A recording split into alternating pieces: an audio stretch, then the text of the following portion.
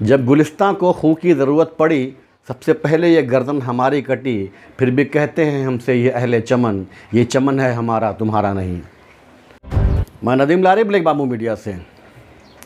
आज इस वक्त पूरा मुल्क हिंदुस्तान आज़ादी की 75वीं सालगिरह मना रहा है, जिसको मरकज़ी हुकूमत ने आज़ादी का अमृत महोत्सव नाम दिया हुआ है। मुख्तलिफ़ तरीक़े के रंगारंग प्रोग्राम के साथ में ये पूरा साल हुकूमत के निगरानी में निकल रहा है। आने वाले 15 अगस्त को देश की आज़ादी का दिन है। इस दिन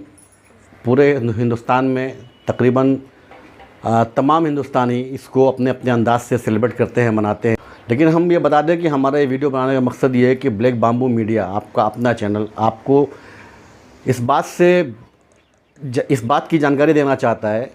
कि जंग आज़ादी में मुसलमानों का क्या रोल रहा, मुसलमानों का क्या किरदार रहा। क्योंकि आज के दौर में जो हालात हैं और जिस तरह से हुकूमतें अपना काम कर रही हैं, धीरे धीरे आहिस्ता आहिस्ता अनजाने तरीक़े से और जानबूझ कर के भी आज़ादी की उस तारीख़ को ये ख़त्म कर रहे हैं जिसमें मुसलमानों का एक रोशन बाब रहा है, जिसमें मुसलमानों का एक बहुत बड़ा किरदार रहा है आज़ादी को हासिल करने में। किसी शायर का बहुत ही बेहतरीन शेर है कि जब गुलिस्तां को खून की ज़रूरत पड़ी, सबसे पहले ये गर्दन हमारी कटी। जब गुलिस्तां को खून की ज़रूरत पड़ी, सबसे पहले ये गर्दन हमारी कटी। फिर भी कहते हैं हमसे ये अहले चमन, ये चमन है हमारा तुम्हारा नहीं। आज़ादी की तारीख़ जब लिखी जा रही थी, उसके बाद से लेकर के आज तक और आगे भी आने वाली नस्लों के लिए आज़ादी की तारीख़ उस वक्त तक मुकम्मल नहीं हो सकती जब तक 18वीं सदी से लेकर के 1947 तक आज़ादी की इस जंग में मुसलमानों की जो हिस्सेदारी है उसको अगर बयान न किया जाए। तो बंगाल के हुक्मरां अली वर्दी ख़ान से लेकर के 1947 तक के आज़ादी के मुजाहिदीन मौलाना शौकत अली, मौलाना मोहम्मद अली जौहर, अबुल कलाम आज़ाद, सैफुद्दीन कचलू, बेगम हज़रत महल, टीपू सुल्तान, मौलाना शाह वलील्लाह मुहद्दिस दहलवी और इस तरह से बहुत सारे ऐसे उलमा हैं जिन्होंने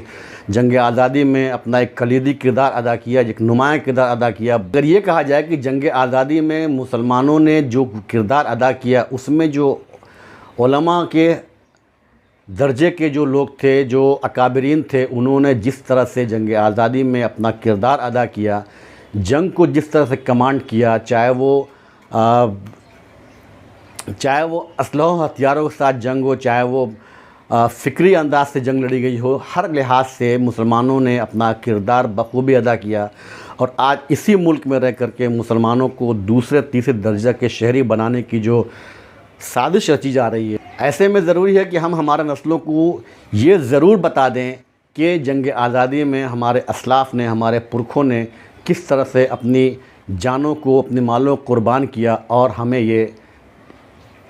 अंग्रेज़ी इस्तेमार से, अंग्रेज़ी हुकूमत से आज़ादी दिलवाने में कोई भी कसर नहीं छोड़ी।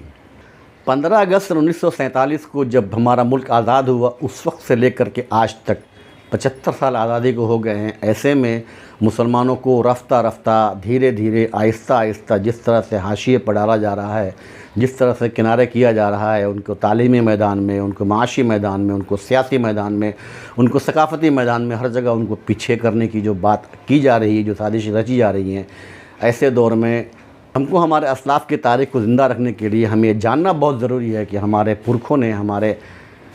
उलमा ने आखिर जंग आज़ादी में वो कौन सी ऐसी कुर्बानियाँ दी जिसकी वजह से आज हम इस आज़ाद मुल्क में सांस ले रहे हैं। हम अपने आगे की एपिसोड में आपको ये दिखाने की कोशिश करेंगे कि जंग आज़ादी में किन किन मुस्लिम उलमा ने, किन किन मुसलमानों ने, किन किन मुस्लिम हुक्मरानों ने अपनी जान की बाजी लगा करके, अपनी जानों को कुर्बान करके देश को आज़ाद कराया। चाहे वो अली वर्दी ख़ान हो, नवाब सिराजुद्दौला हो, सुल्तान फ़तेह अली टीपू हो, बहादुर शाह ज़फ़र हो, बेगम हज़रत महल हो, मौलाना किफ़ायतुल्लाह मदनी हो, मौलाना महाजिर मक्की हो, मौलाना शौकत अली हो, मौलाना महमूद हसन हो, मौलाना रशीद गंगोही हो। इस तरह से बहुत सारे एक ऐसी लिस्ट है जिसको हम आपके सामने रखने की कोशिश करेंगे। उम्मीद है कि नाज़रीन आपको ये हमारा प्रोग्राम पसंद आएगा और आने वाली नस्लों के लिए एक रोशन चिराग के मानिंद उनको रोशनी देगा।